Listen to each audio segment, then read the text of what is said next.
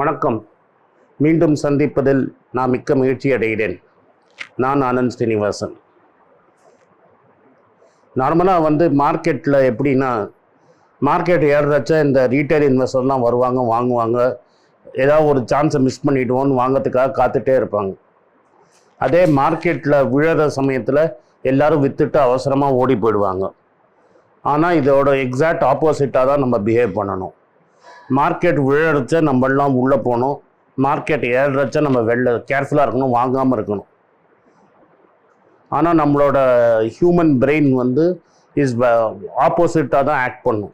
ஏன்னா நம்ம பல லட்சம் வருஷமாக நம்ம சர்வைவல் காட்டில் இருந்ததுனால ஒரு டேஞ்சரை பார்த்தோன்னா ஓடணுங்கிறது தான் நம்ம பிரெயின் வயராக இருக்குது.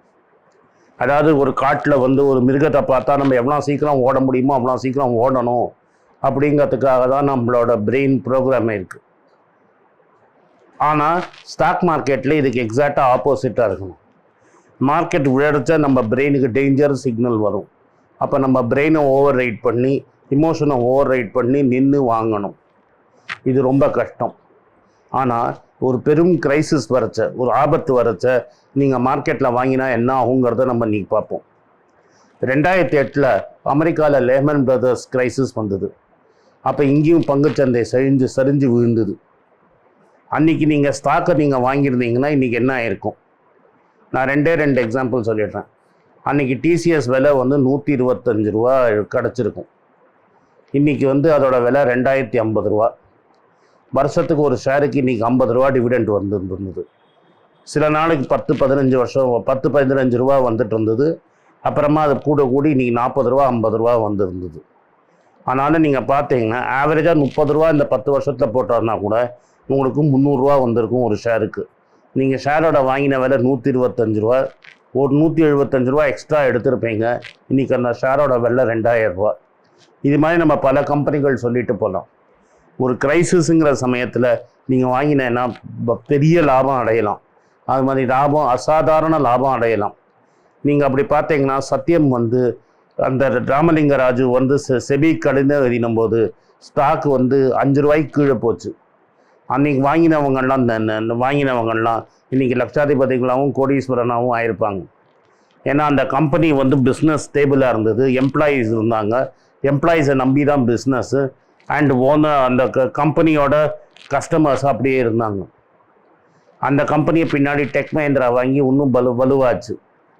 அன்றைக்கி 8 ரூபா போட்டிருந்தவங்களுக்கு இன்றைக்கி அது 1000 ரூபாய்க்கு மேலே போயிருக்கும். அதனால் இது மாதிரி பல கதை நான் சொல்லிக்கிட்டே போகலாம்.